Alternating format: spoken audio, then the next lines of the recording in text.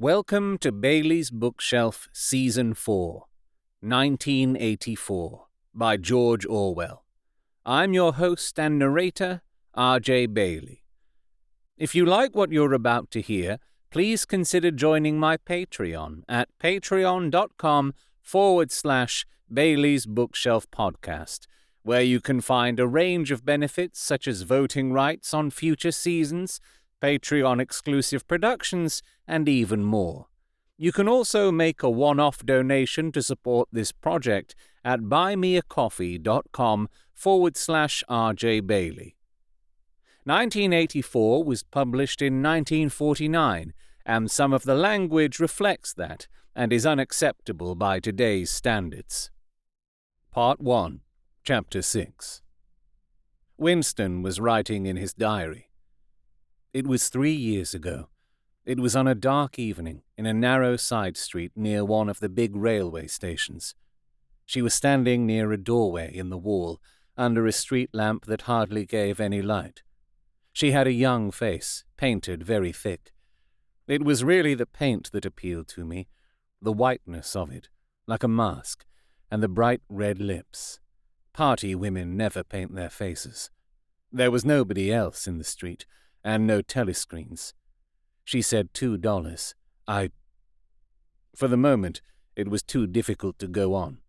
He shut his eyes and pressed his fingers against them, trying to squeeze out the vision that kept recurring. He had an almost overwhelming temptation to shout a string of filthy words at the top of his voice, or to bang his head against the wall, to kick over the table and hurl the inkpot through the window, to do any violent or noisy or painful thing that might black out the memory that was tormenting him. Your worst enemy, he reflected, was your own nervous system. At any moment, the tension inside you was liable to translate itself into some visible symptom. He thought of a man whom he had passed in the street a few weeks back, a quite ordinary-looking man, a party member, aged 35 or 40, tallish and thin, carrying a briefcase. They were a few meters apart when the left side of the man's face was suddenly contorted by a sort of spasm. It happened again just as they were passing one another. It was only a twitch, a quiver, rapid as the clicking of a camera shutter, but obviously habitual. He remembered thinking at the time, "That poor devil is done for." And what was frightening was that the action was quite possibly unconscious. The most deadly danger of all was talking in your sleep. There was no way of guarding against that, so far as he could see. He drew in his breath and went on writing. I went with her through the doorway and across a backyard into a basement kitchen. There was a bed against the wall and a lamp on the table, turned down very low. His teeth were set on edge. He would have liked to spit. Simultaneously, with the woman in the basement kitchen, he thought of Catherine, his wife. Winston was married, had been married at any rate. Probably he still was married, for so far as he knew his wife was not dead. He seemed to breathe again the warm, stuffy odor of the basement kitchen, an odor compounded of bugs and dirty clothes and villainous cheap scent, but nevertheless alluring, because no woman of the party ever used scent, or could be imagined as doing so. Only the proles used scent. In his mind, the smell of it was inextricably mixed up with fornication.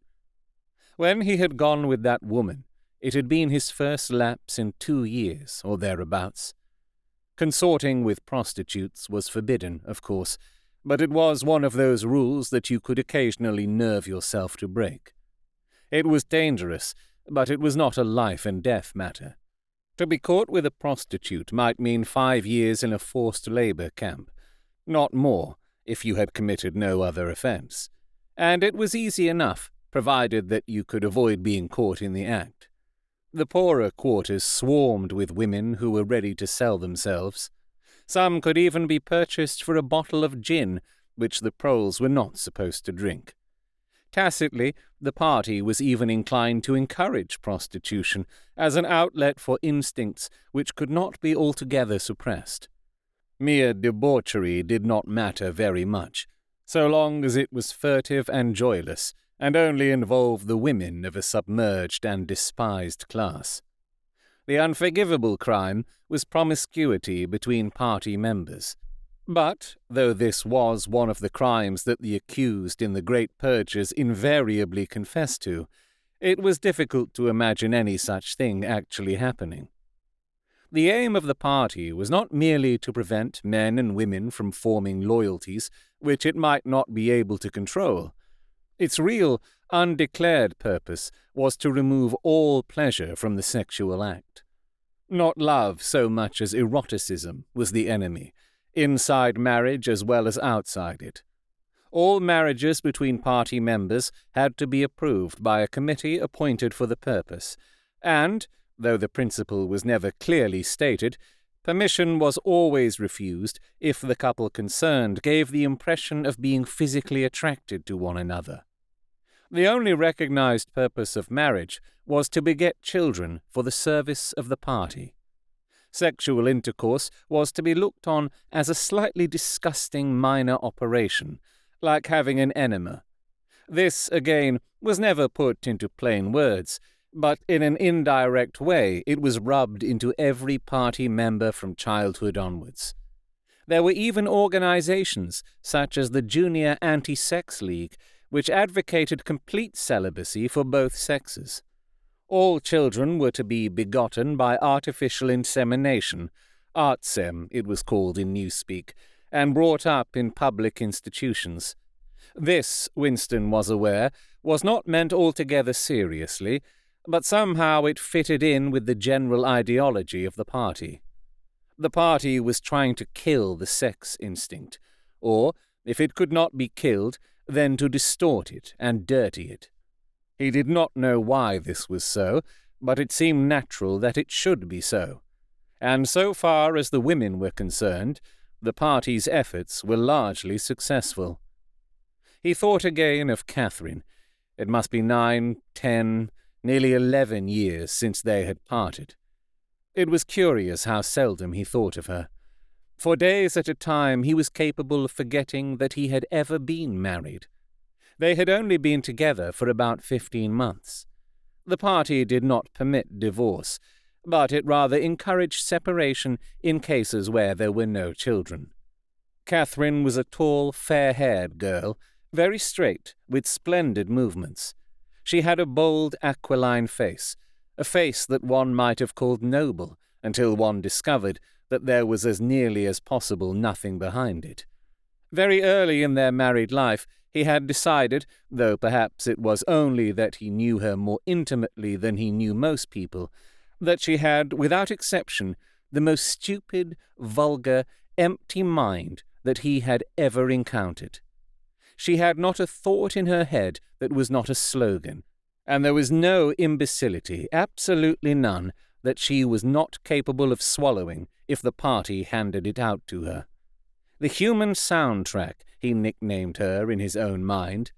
Yet he could have endured living with her if it had not been for just one thing: sex. As soon as he touched her, she seemed to wince and stiffen. To embrace her was like embracing a jointed wooden image. And what was strange was that even when she was clasping him against her, he had the feeling that she was simultaneously pushing him away with all her strength. The rigidity of her muscles managed to convey that impression. She would lie there with shut eyes, neither resisting nor cooperating, but submitting. It was extraordinarily embarrassing, and, after a while, horrible. But even then, he could have borne living with her, if it had been agreed that they should remain celibate. But curiously enough, it was Catherine who refused this. They must, she said, produce a child if they could. So the performance continued to happen, once a week quite regularly, whenever it was not impossible. She used even to remind him of it in the morning, as something which had to be done that evening, and which must not be forgotten. She had 2 names for it, One was making a baby, and the other was our duty to the party. Yes, she had actually used that phrase. Quite soon he grew to have a feeling of positive dread when the appointed day came round. But luckily, no child appeared, and in the end she agreed to give up trying, and soon afterwards they parted. Winston sighed inaudibly. He picked up his pen again and wrote. She threw herself down on the bed, and at once, without any kind of preliminary, in the most coarse, horrible way you can imagine, pulled up her skirt. He saw himself standing there in the dim lamplight, with the smell of bugs and cheap scent in his nostrils, and in his heart a feeling of defeat and resentment, which even at that moment was mixed up with the thought of Catherine's white body, frozen forever by the hypnotic power of the party. Why did it always have to be like this?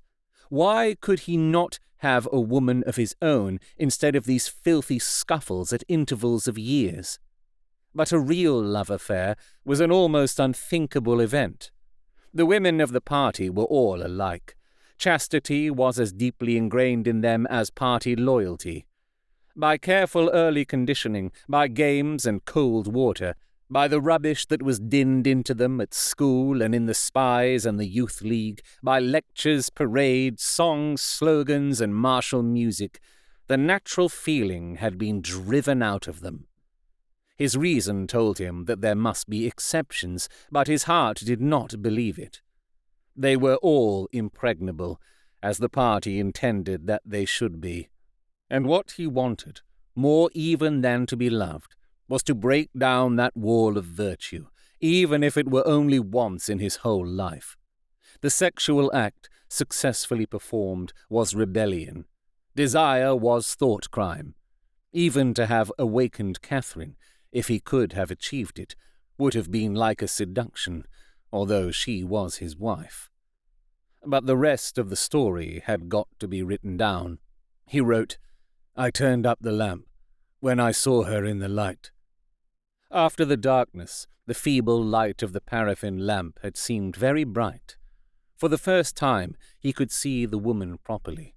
He had taken a step toward her, and then halted, full of lust and terror. He was painfully conscious of the risk he had taken in coming here. It was perfectly possible that the patrols would catch him on the way out. For that matter, they might be waiting outside the door at this moment. If he went away without even doing what he had come here to do, it had got to be written down. It had got to be confessed. What he had suddenly seen in the lamplight was that the woman was old. The paint was plastered so thick on her face that it looked as though it might crack like a cardboard mask. There were streaks of white in her hair, but the truly dreadful detail was that her mouth had fallen a little open, revealing nothing except a cavernous blackness. She had no teeth at all. He wrote hurriedly, in scrabbling handwriting. When I saw her in the light, she was quite an old woman, 50 years old at least, but I went ahead and did it just the same. He pressed his fingers against his eyelids again. He had written it down at last, but it made no difference. The therapy had not worked. The urge to shout filthy words at the top of his voice was as strong as ever. Thank you so much to my Patreon at the Learned Librarian level, John. Your support really helps continue this program. If you like what you heard, please consider joining my Patreon at patreon.com/Bailey's Bookshelf Podcast, where you can find a range of benefits such as voting rights on future seasons, Patreon-exclusive productions, and even more.